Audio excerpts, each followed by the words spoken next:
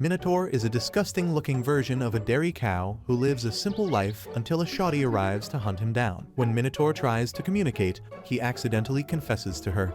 The baddie, who has never been confessed to before, instantly falls in love and now wants Minotaur's meat, while he is completely oblivious to the fact that he has signed a verbal marriage contract. The story begins with the Minotaur chilling with the forest animals when suddenly, he sees a rabbit French kissing the ground, causing it to cry. Luckily, the Minotaur manages to treat the rabbit's wound and makes the pain go away. Just then, a fairy comes flying, telling Minotaur that the humans have come. This confuses him as he can't figure out what business humans could have in the forest. Soon after, he makes eye contact with one of the humans, and they begin calling him the ruler of the forest. But to their surprise, the Minotaur tries to disappear just like your morals after 3 shots of tequila. At the same time, the fairy can't understand why the Minotaur is hiding as well and ultimately concludes that he might be scared of the humans. One of the knights decides to go and confront the Minotaur, and without hesitation, he swings his sword, trying to slash the poor lad. Shockingly, the sword breaks upon impact, freaking out all the knights present. This causes the fairy to boast about Minotaur's strength, while the knights decide to head back at once. Suddenly, the Red Riding Hood appears, takes off her hood and questions if they really want to retreat. Everyone began calling her captain and reassuring that they weren't exactly scared or anything. Out of nowhere, she swings her sword at the knights standing in front of her and without harming them, cuts the trees behind them effortlessly. The knights can't believe that she just cut down trees using her sword, and she advises to properly maintain the sword so they can cut things like this as well. After they are done apologizing to the captain, she orders them to get back as she is capable of handling it on her own. At first, the knights try to argue with her but ultimately decide to leave the shorty alone with the beast. Following that, she tells Minotaur that she's not used to handling subordinates and prefers flying solo. Then, she challenges him to a one-on-one battle with her, but the fairy begins pressuring Minotaur to run away as the girl is called Ruvine. Apparently, she is the strongest adventurer of mankind, and no monster has ever defeated her. Suddenly, the fairy gets an idea to tell Ruvine that they aren't bad monsters and decides to express it with actions as they can't speak human language. She then brings out a book that Ruvine's subordinates dropped and tells Minotaur to give it back to Ruvine while greeting her. Additionally, she has heard that humans greet while holding hands and forces Minotaur to do the same. Ultimately, he agrees and goes near Ruvine, showing her the book in his hand. Ruvine can't understand why the ruler of the forest is giving her a book. Furthermore, what she doesn't get is the part of the book the Minotaur is pointing to, and after focusing on the page, Ruvine realizes that he's asking her to marry him. This comes as a surprise to her as Ruvine can't figure out why the Minotaur is confessing to her all of a sudden. After staring at him for a moment, she understands what he means and takes out her sword, saying that he must be trying to get access to her kitty. Minotaur freaks out while the fairy blames him for angering her even more. He then questions what they should do, and the fairy advises him to hold hands, deciding to act as a decoy and give Minotaur an opening. She then begins trying to scare Ruvine, which gives Minotaur the chance to hold hands with Ruvine. While he looks at her terrified, Ruvine begins to blush and can barely speak. Minotaur wonders if this is enough to save them when suddenly, he gets slapped on the face by Ruvine, who ends up running away afterward. While the two of them are confused about what just happened, Ruvine also can't figure out what's the deal with Minotaur and wonders if he was truly interested in her. Just when those two think that they are safe, Ruvine appears once again and decides to return tomorrow, agreeing to listen to whatever he has to say. With that being said, she begins walking away, not knowing that they couldn't understand a word. Elsewhere, the people in the city begin pointing at a girl, talking about how she could be even cuter than Ruvine.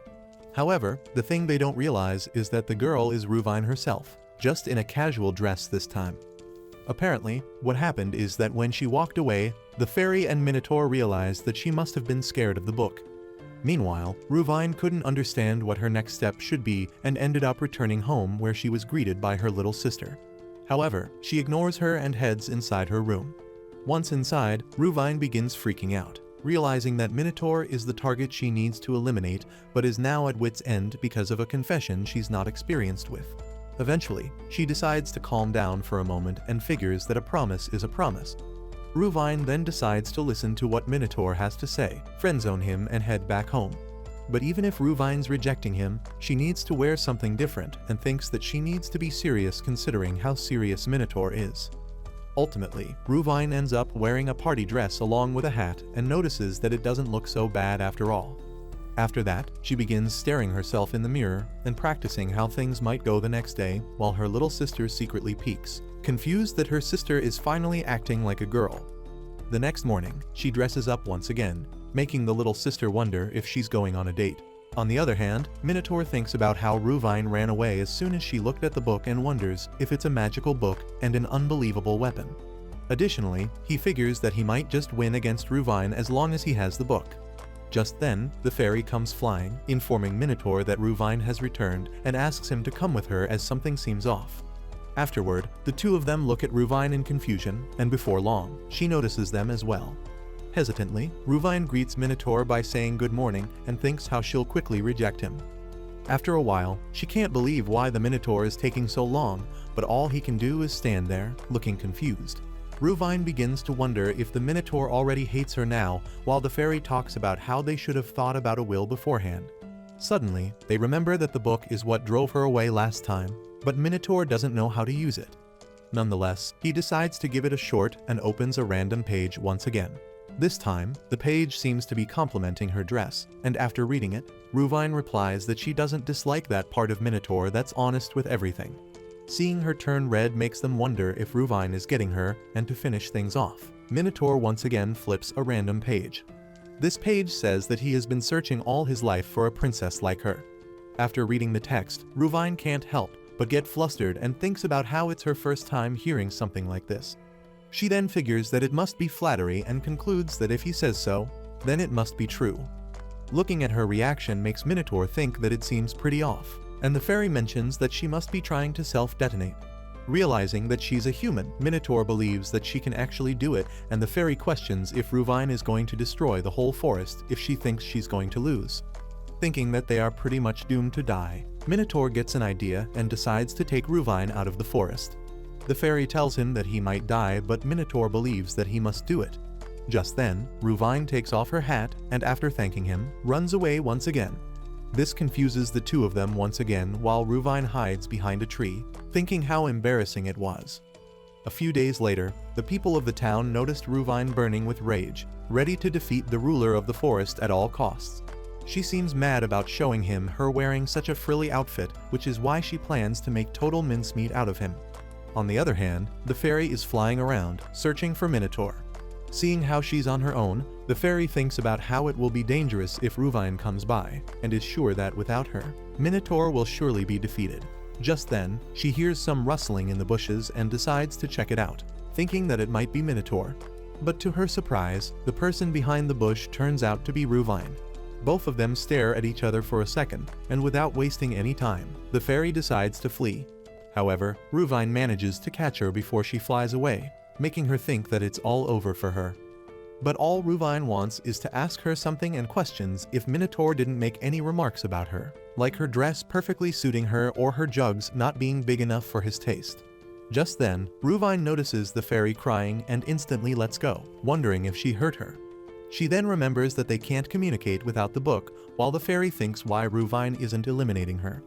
Ultimately, she concludes that Ruvine must be planning on taking her hostage. That is why she needs to run away, or she'll definitely be consumed as a side dish.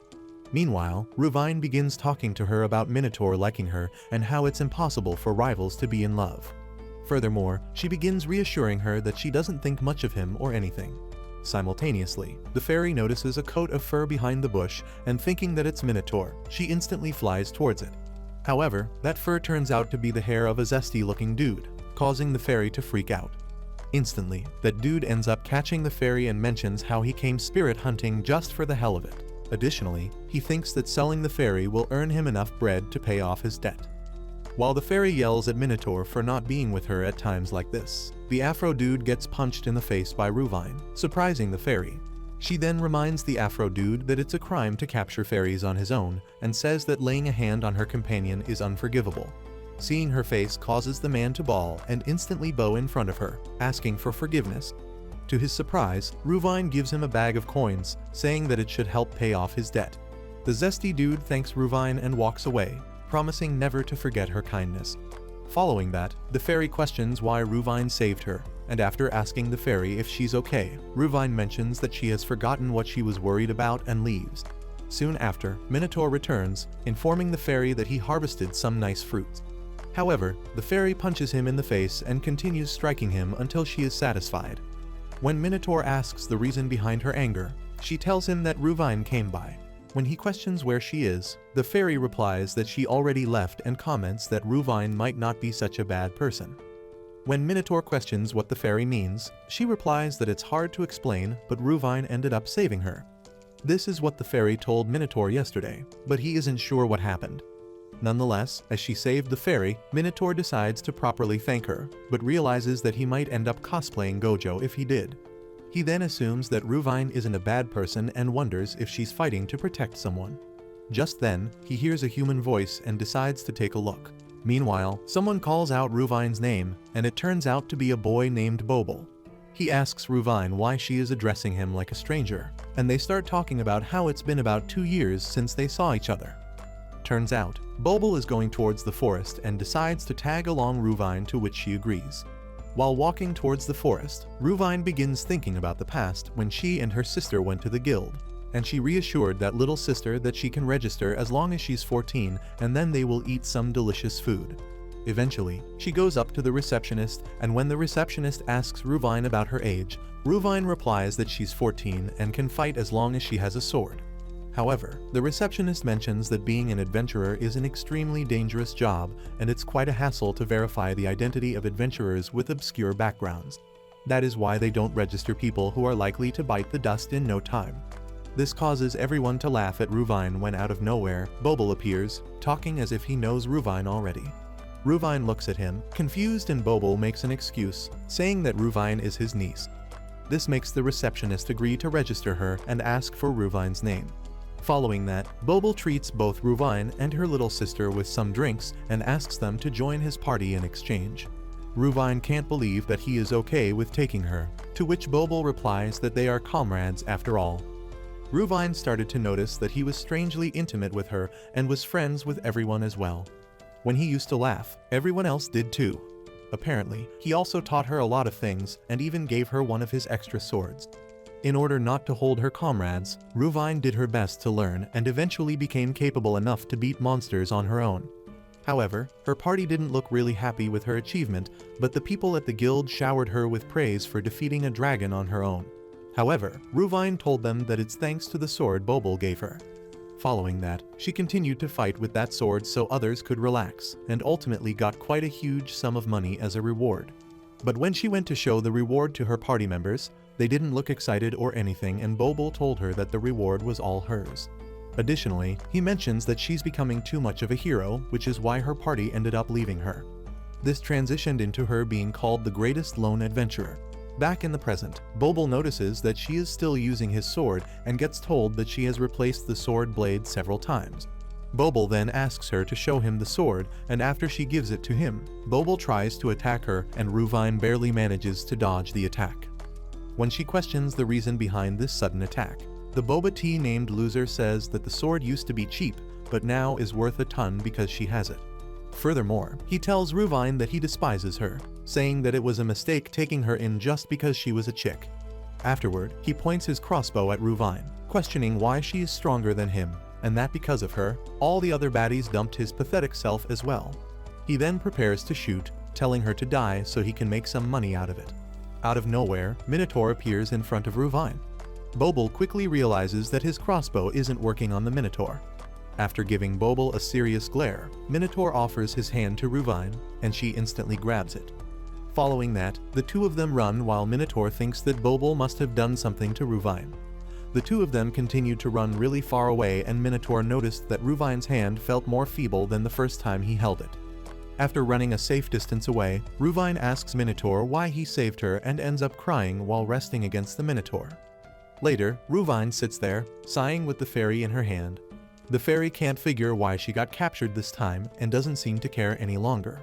Apparently, Ruvine wanted to express her gratitude and wanted to ask the fairy if Minotaur liked something. However, she is sure that the only thing Minotaur might want is her cake.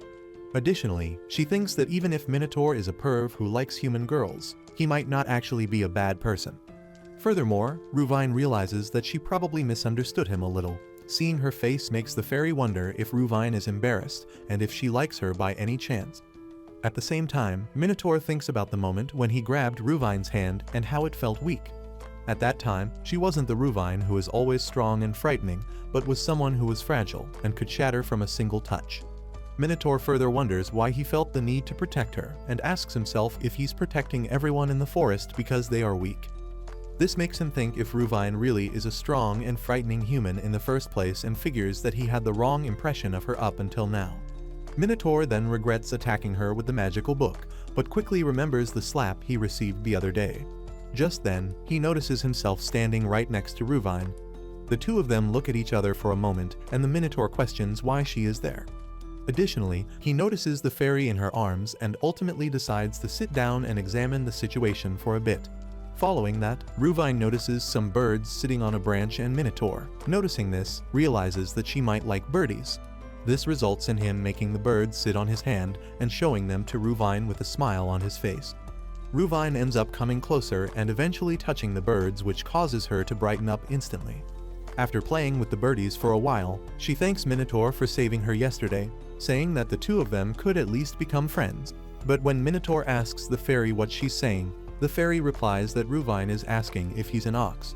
Confused, Minotaur tries reassuring Ruvine that he is not an ox, only for Ruvine to yell, saying that they won't ever fall in love. Seeing her yell confuses him, and the fairy replies that it's because he's claiming not to be an ox. But at the same time, the Minotaur also thinks that he has gotten closer to Ruvine and is sure that they have now become friends. The next day, Minotaur notices a bunny reading the book and snatches it away, saying that this book drives away enemies and is dangerous. But the fairy argues that the rabbit seems fine, and after looking at it, notices that she does feel something. Following that, the fairy comments that her body is light as a feather and says that it can heal one's comrades as well. However, Minotaur realizes that he doesn't get such a feeling and asks Ruvine to look at that page. After taking a closer look, the page says something about spending sweet moments together.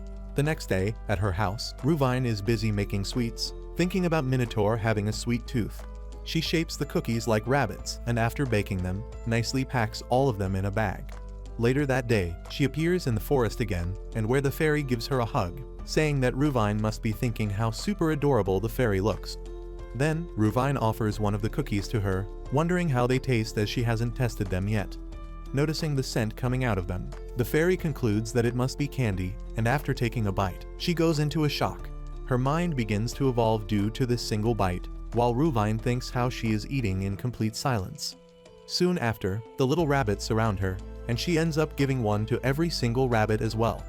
As expected, their minds begin to evolve after taking a bite of that cookie as well.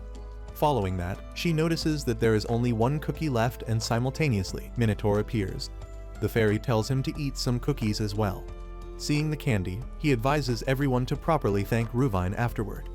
To his surprise, Ruvine then walks towards him and hands him the remaining cookie. After Minotaur accepts the candy, she begins to wonder whether he'll find it tasty or not. Shockingly, he splits the bunny's face in half, confusing Ruvine. However, he then hands one half to her, saying that they should eat it together. Ruvine ends up accepting it and quickly realizes that the inside of her mouth is getting sweeter than the cookie, so much so that she can't discern what it tastes like. Minotaur notices the weird expression on her face and gets a bit closer to ask if she's okay. This is enough to fluster Ruvine, and seeing the rabbit sitting behind her, she tries distracting Minotaur by showing him the bunny eating a bunny cookie. Just then, Minotaur tries to speak and ends up saying the word rabbit. At first, Ruvine looks at him in shock, followed by delight as Minotaur says his first word. He tries speaking again, but ends up biting his tongue instead. Following that, he tells Fairy that he wanted to speak to Ruvine, which is why he learned some human words. The Fairy replies that he won't need words if he's properly connected to her heart, similar to the Fairy who knows that Ruvine is most likely complimenting her again. That night, Minotaur had a wet dream about Ruvine, but woke up due to the sound of someone chatting. Realizing that it's a human's voice, he decides to check it out and sees a wolf trying to talk to a human. The wolf tries to reassure the man that they are best friends and eventually lets the man go. He then notices Minotaur looking at him, causing Minotaur to freak out as well. Following that, the wolf walks up to Minotaur, asking if he was watching them and asks if he loves humans too. When Minotaur agrees, the wolf suggests getting to know each other and introduces himself as Hulf. Afterward, Hulf mentions that he learned human language to make new friends. Minotaur figures that Hulf must have a lot of human friends, and Hulf replies that humans are easy once you learn how to trick them. Furthermore, he agrees to teach Minotaur and invites him to the neighborhood forest. The next day, Ruvine once again appears in the forest and gets told by the fairy that Minotaur isn't present right now. But it's good, as now Ruvine can spoil the fairy 2 times more than usual. Meanwhile, he ends up learning a ton of words from Hulf and gets told that he should be able to talk to humans now. Additionally, he informs Hulf about Ruvine and mentions that she always blushes when she's with him. Hearing this cheers Hulf up, and he begins talking about how fascinating human expressions are. Minotaur agrees, saying that they are quite fascinating, which makes Hulf invite Minotaur to his cabin where his human friends are present. Minotaur wonders if it is okay for him to visit, and Hulf agrees. With that being said, the two of them arrive at the cabin and Hulf informs Minotaur that humans live inside this cabin. Furthermore, he mentions that this is a hunter's house who is someone who lives by hunting animals. Minotaur questions if that hunter is also his friend, to which Hulf agrees. With that being said, he opens the door, and as Minotaur steps into the cabin, the children inside realize their mistake, thinking that this is definitely not the candy van. Following that, Hulf lets Minotaur know that his hunter friend is no longer here, as it's been a while since he got promoted to lunch.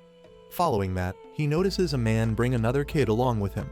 Hulf congratulates him, telling that human that he is his best buddy and the 2 human kids he brought look pretty delicious.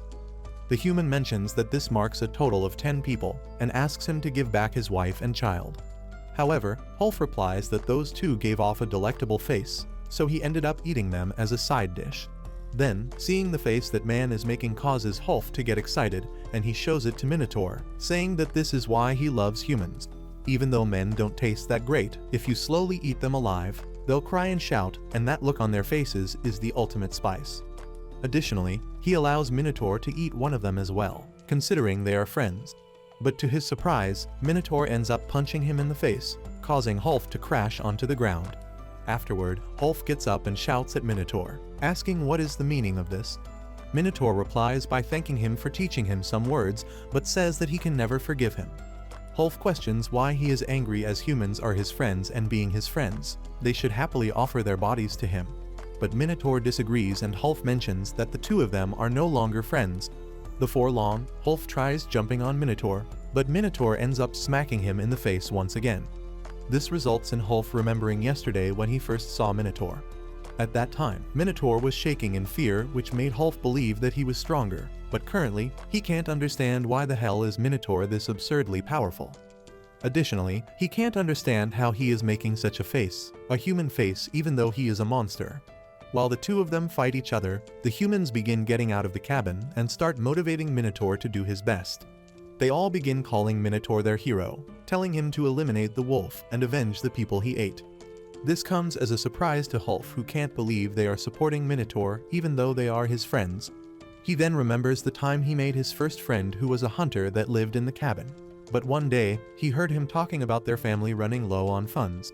This is when the hunter decided to sell off Hulf, as they could sell a speaking monster at a high price. Following that, Hulf entered the cabin, looking furious, and before the hunter got the chance to explain himself, Hulf devoured all of them. Because he got lonely, he made more friends and kept eating them, eventually realizing that eating friends isn't a bad thing. The hunter also tried selling him off, which is why he started seeing friends as objects. Back in the present, Hulf stands back up again, and this time, grabs his sword. He then charges at Minotaur, ready to strike him down, when out of nowhere, Ruvine appears. Seeing the girl standing in front of him, Hulf instantly recognizes her as the ultimate adventurer, Ruvine. Additionally, he is fully aware that he has no chance of winning with a sword, but that's only when talking about swords.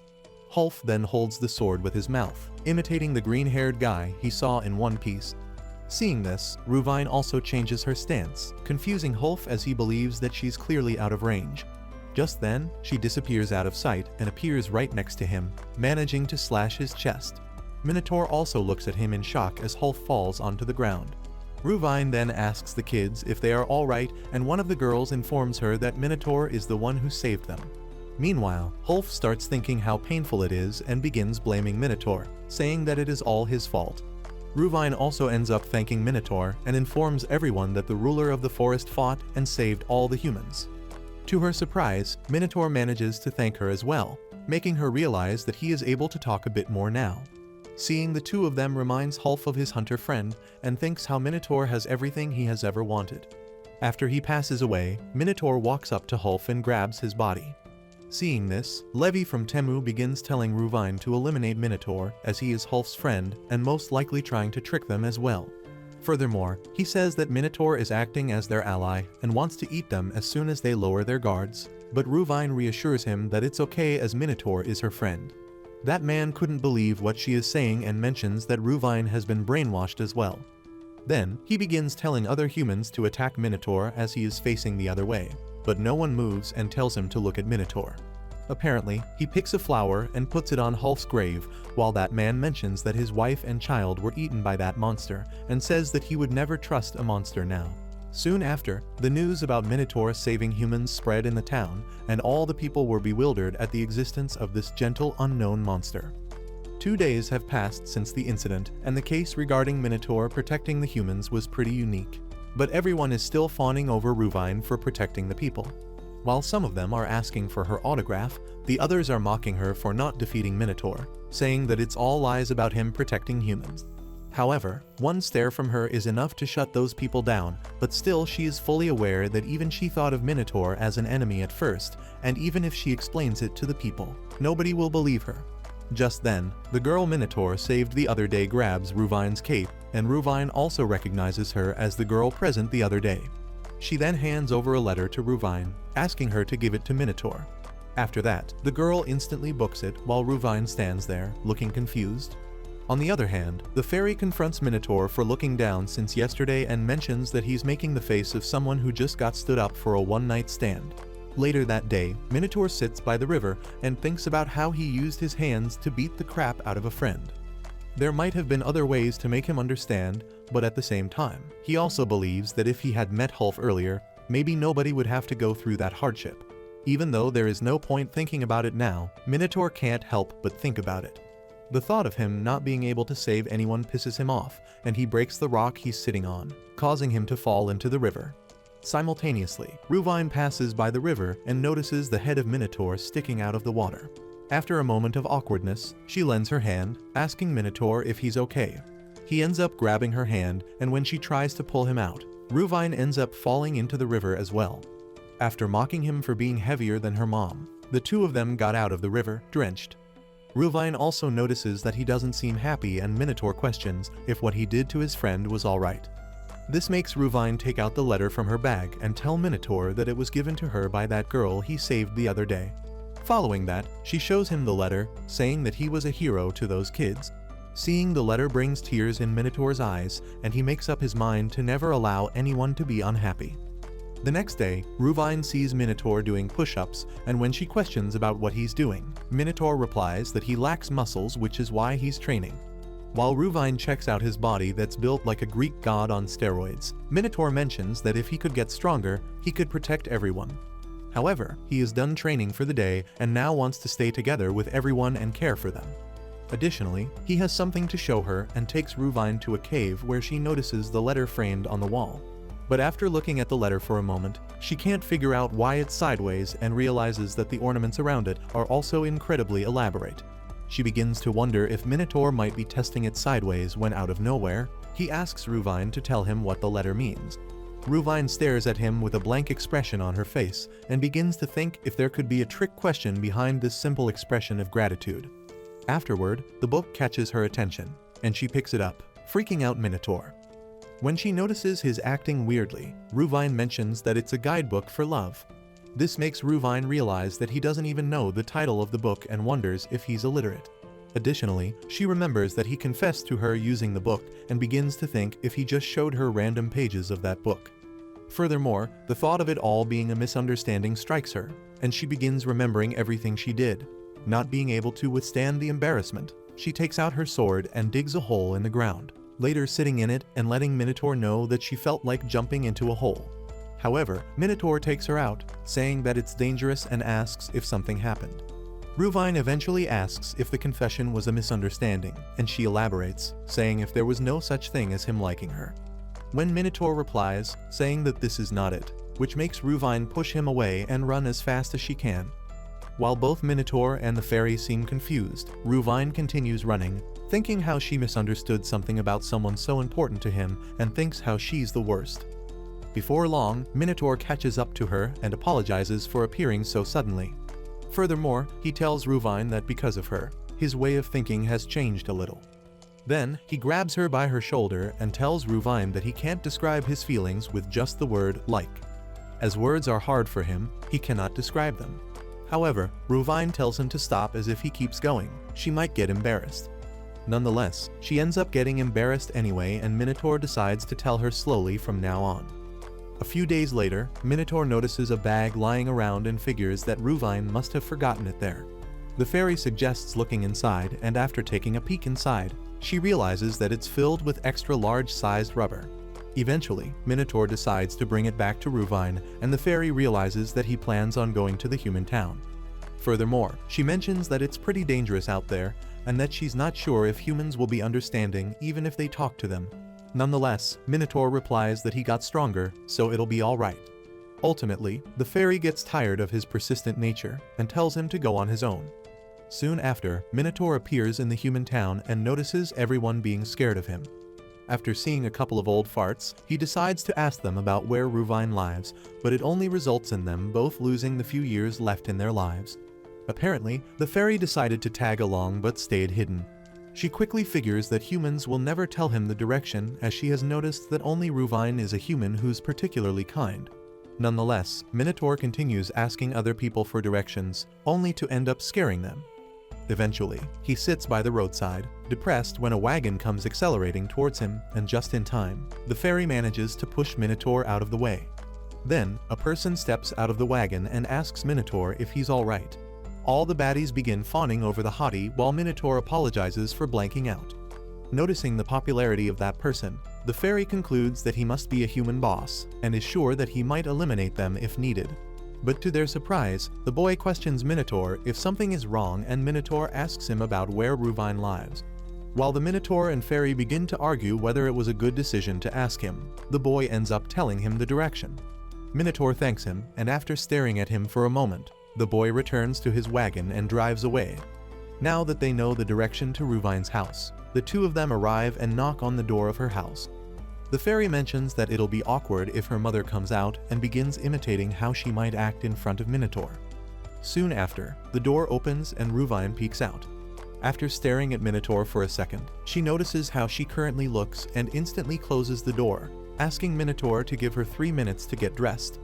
After some time, she opens the door once again and questions the reason behind his sudden visit. Furthermore, she begins to wonder if it'll be okay to invite him, but realizes that her house is a complete mess.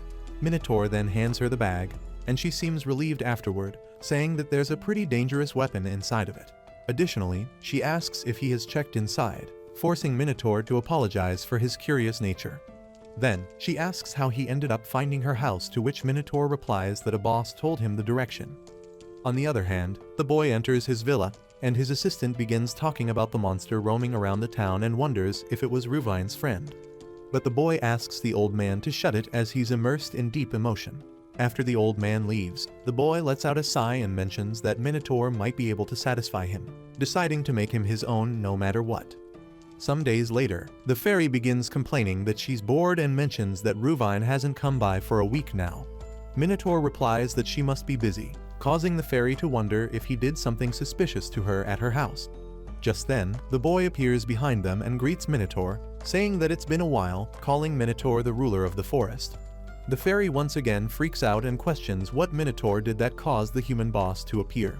The boy mentions that Minotaur and the fairy seem close and how he thought that Minotaur would be a ferocious monster, but it seems like the animals and spirits of the forest are attached to him. Additionally, the entire forest is pretty peaceful, which makes it a truly wonderful place. Following that, the two of them look at each other in silence and Minotaur tells the fairy that he seems like a good guy. Then, the boy mentions that he came to the forest himself in secret and apologizes for not introducing himself sooner. He then calls himself the first prince named Shasro, saying that he is the man who will eventually become the human king. When Minotaur shakes his hand, he quickly notices that Chasro has quite a strong grip. Additionally, he notices that Chasro has the expression similar to a weeb touching a female for the first time, and notices that an intimidating aura is coming from him as well. Afterward, Chasro asks for Minotaur's name, and after he introduces himself, Chasro lets go of his hand and questions if Minotaur saved the human children with Ruvine the other day. For that, he thanks Minotaur, causing Minotaur to feel shy and embarrassed. Also, Chasro says that he felt like he needed to express his gratitude, but it wasn't easy meeting a monster like him, but it felt doable when he caught sight of him in the town. Following that, Chasro gives him an invitation letter to a party he's holding in the castle, saying that Ruvine will be present as well. After mentioning that something delightful will happen, Chasro gets on his horse and leaves. The fairy then mentions that Chasro seems dangerous as his breathing seemed strange too. Furthermore, thinking about him inviting Minotaur to his castle makes the fairy believe that he might be trying to rizz up the beast. Nonetheless, he plans to go tomorrow, and the fairy decides to accompany him. As usual, everyone seems scared, but the fairy is prepared to protect Minotaur and to fight for him at all costs. After reaching the castle, the guard shows him the way inside, and there, he shows another guard the invitation letter. Just then, another guard whispers something into the ear of the first guard, making him allow Minotaur to go inside. Once inside, Minotaur notices that the room is filled with nobles, and as he begins walking forward, everyone starts to look at him. They start talking about how utterly fearsome Minotaur seems, making him realize that he sticks out like a sore thumb. Just then, a butler makes an announcement, asking everyone to celebrate together. Following that, Chasro steps out with his bride next to him, who is none other than Ruvine herself.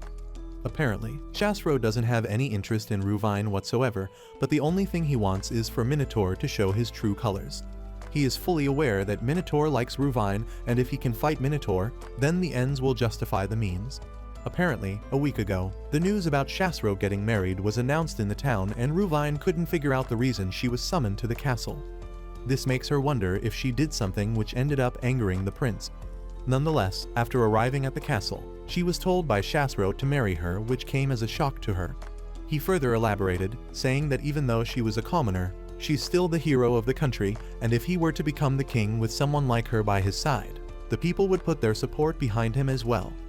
In the end, he mentions that this is for the sake of the country and that she has no right to refuse. After that, Chasro mentions that his ways might have been insensitive, and he should have at least confessed at first. This made Ruvine give him a serious glare, and Chasro reminded her that by marrying him, she could allow her family and Minotaur to live on happily. However, what he said might be inaccurate as her feelings for Minotaur go beyond friendship. When Ruvine questioned how he knew about it, Chasro replied that he's not actually a human being, but is practically close to one. Additionally, he mentioned that he has a lot of influence over the monsters as well. That is how he got information about Minotaur and others quickly.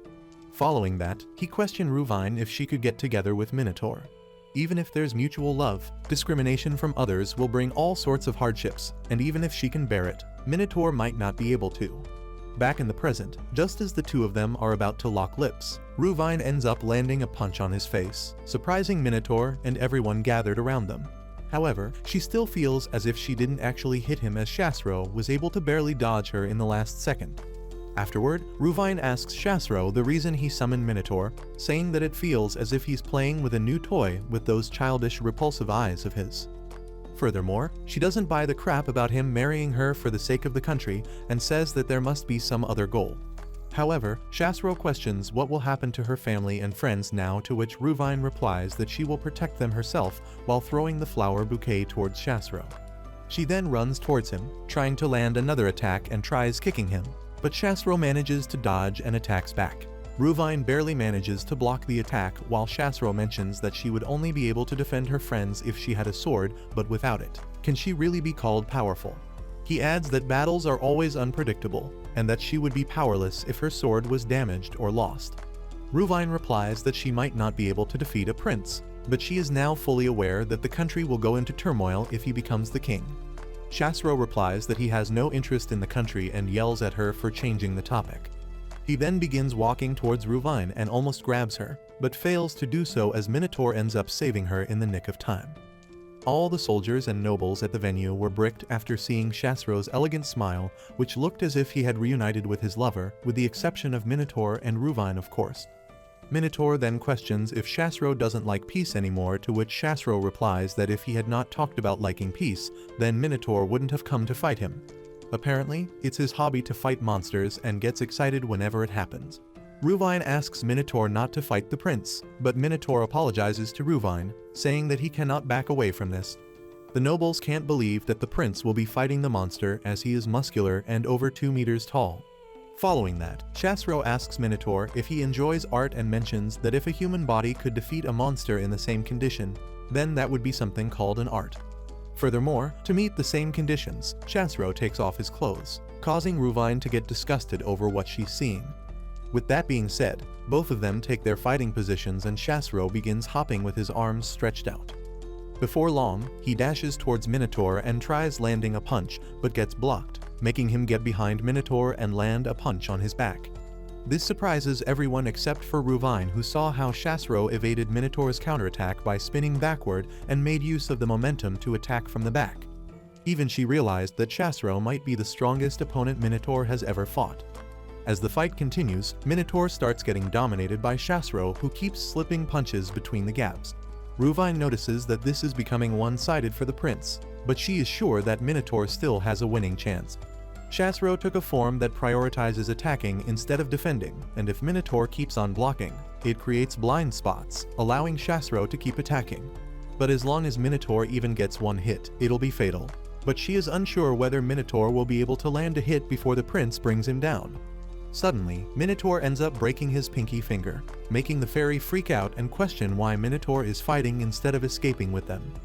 While the nobles wonder what just happened, Ruvine knows that it was an elbow strike, and if Minotaur's punch were to directly hit Chassero's elbow, it would have shattered it. But Chassero somehow struck with his elbow before the punch and targeted his pinky, causing Minotaur to disable his dominant arm. The attack that Chassero is cautious of is not a strike, but being grabbed, as he won't be able to escape from Minotaur's grasp.